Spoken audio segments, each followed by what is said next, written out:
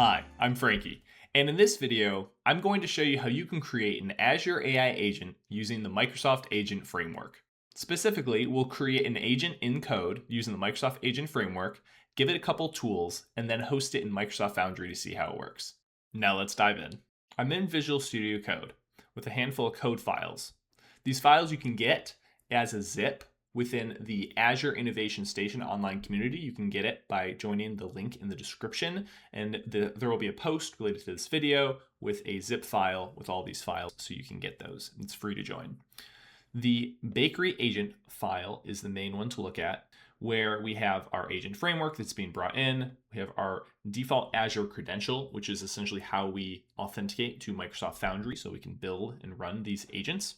We have our dummy data for the menu and order, because we have two tools in here. The tools are the search menu tool and the get order status tool, which are both just functions that are going to run in here. The way in which they're discovered by the agent is with these annotations, the search Frankie's Bakery menu for product name, and then there's a query parameter and a string here, and then there's an order ID for the get order status with the description, look up the status of the customer order by its ID. So this is how the agent actually knows what the functions are and how to actually use them. The client is created with our specific model that we have in Microsoft Foundry, and then our agent itself is initiated. We're calling it bakery agent. It's got its simple instructions, the two tools we're adding, and then we just start up this file. So to see how this works, we're first going to need to connect our Microsoft Foundry model that we deploy to our code here. So I'm going to copy this .env example, create a new file here.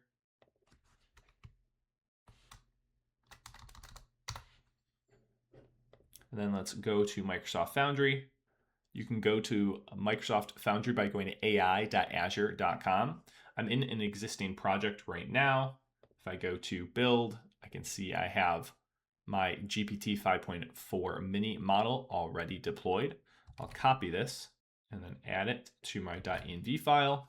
In Microsoft Foundry, I'll grab the project endpoint, add that in my env file. Now I need to install the dependencies for my project. We'll create a virtual environment. All this is in the README, so you can get this all set up. Then I'll enter my virtual environment. Then we'll run pip install to get all of the requirements. All right, they're all installed, so let's give this a try. I'll start up the bakery agent, 1002, and we get our response back from the agent. We have this question, do you sell sourdough? And then we list the question, get the answer back, and that's actually what we're looking at here. So this is the simple Microsoft Agent Framework that is being prompted. It's running to query Microsoft Foundry, the model that's deployed for inference, to give it the input of the prompt, the instructions, the tools that are available, and then the model itself is actually responding, saying the tools that it needs to call, the tools get called, and then information is sent back to the agent. So it's called a second time to then get back to the user. So let's see in details how this works. So I have this other file called bakery agent verbose. And really the whole point of this file is to share with you the details of exactly how this works behind the scenes. So rather than kind of digging through that whole file, which you can take a look at, let's run it and we'll actually just walk through the output. So what's actually happening here behind the scenes is we have that initial prompt that somebody might want to make if you're having a conversation with this agent. There's an initial inference request. So one request that's being sent to the Microsoft Foundry deployed model. What's in that request is this input. It's everything in here. So it's the system message with all the details of how the agent itself should function. It's the actual message, the prompt itself that came from the user. There's the tools that are also coming as part of that inference request so that the agent knows how to work the tools and knows when to actually call those tools based on whatever the prompt is. The model, based on the query and based on its tools, the model actually responds by saying, hey, I want to call the search menu tool, and I want to call the get order status menu tool. And then those tools themselves are called. There's some information in the verbose that's saying, they're called and what they're going to return. So the information that's actually going back to the agent for a second call is going to be these outputs from those functions. And then once the agent gets that information, it then makes a second inference request. And you can see the input is those outputs from those functions. And so this is a second time the model is going back and forth, and we get the following output response from the model, which then finally can respond with the full output. And since there's no more tool calls that are being made, the agent knows that it's done and needs to give the final response to the user. So that's how the final response is received. So this is a more complex way of sharing, what exactly behind the scenes is happening with the Microsoft Agent Framework. When you create this agent, there's often multiple turns that happen back and forth with any type of tool calls that need to happen for those agents. Now, I showed you how this works with the verbose file, but there's actually an easier and more fun visual way of seeing how this all works. So let's run this thing called the DevUI, and we'll run it with this no auth flag. So this actually opens up our own local development UI so we can play around and test our agent. So if I say something like, what can you do? We can even see the responses. It'll tell us what it can do. We can oversee here the events that actually occur. We can see the traces that are occurring for this agent. We can see any tool calls that may occur. If we say, what's the status of order 1002? And we see a tool call that occurs. So this DevUI environment is something that can be used with the Microsoft Agent Framework to help you debug your Microsoft Agent Framework AI solutions. You can play around with more details in here, like creating conversations and starting new conversations.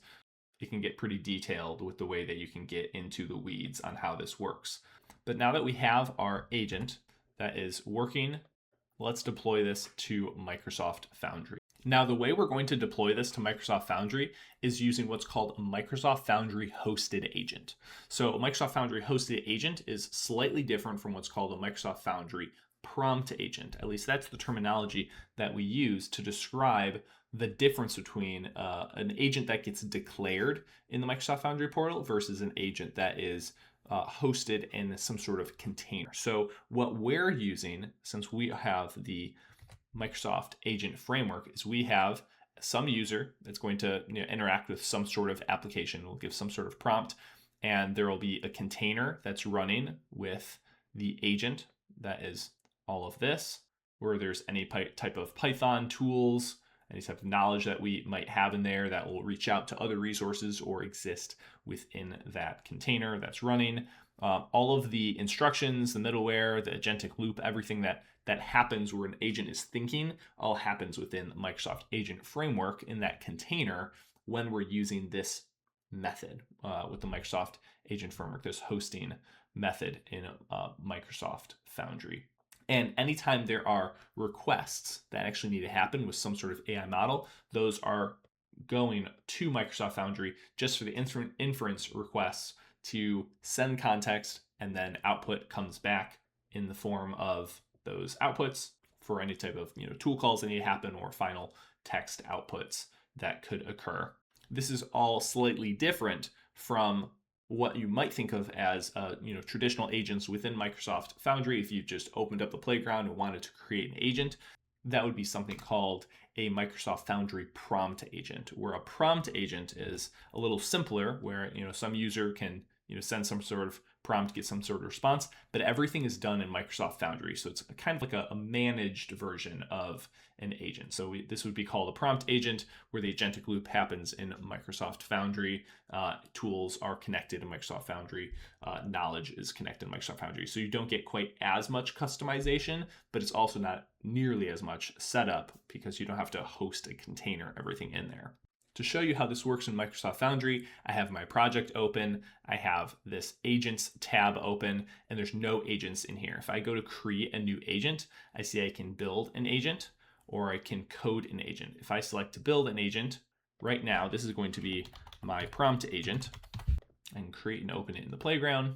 And if I look at this status here, I see the type is a prompt agent. So this is something that's created in Microsoft Foundry. Now let's host our Microsoft Agent Framework agent in Microsoft Foundry. The way we're going to do that is by using what's called a hosted agent. So if we see this code agent, you go to get started. This get started will talk about deploying your hosted agent. So this is what we're going to do. We're going to follow the VS Code steps with this Microsoft Foundry toolkit for VS Code. So you're going to want to install that to have that in Visual Studio Code if you want to follow along.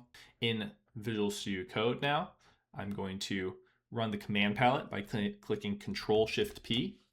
And then I'm going to go to Foundry Toolkit, Deploy Hosted Agent at the top here.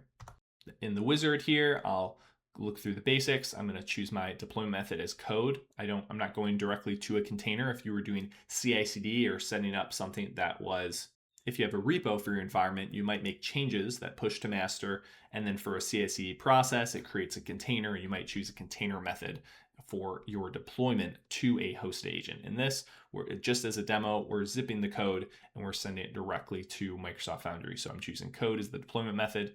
The remote is what I'm going to choose because we are installing all the dependencies and everything in Azure rather than packaging up all the dependencies locally. And then we are creating a new agent, which I'm going to call my remote hosted agent. Go next, then review and deploy. So it auto detects that we're using Python here. It's going to auto detect our runtime. The entry point we're going to use is our Python main.py, which then will refer to our bakery agent. We're going to use some simple CPU memory here, and then we're going to deploy this.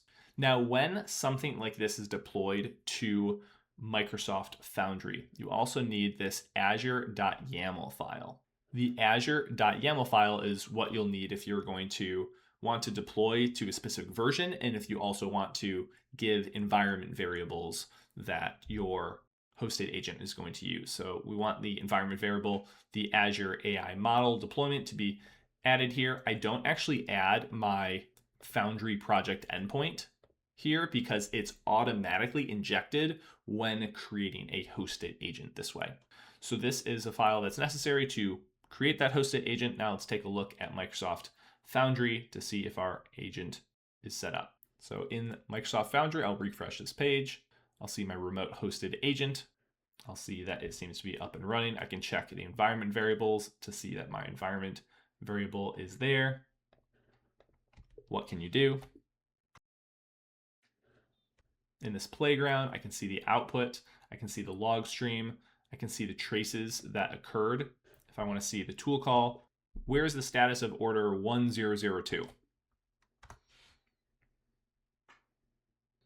I can look at the traces. I can see that my get order status function was called in here. So this is how now you can play around with a hosted agent. If I am looking at these agents again, I can see this one is of type hosted agent.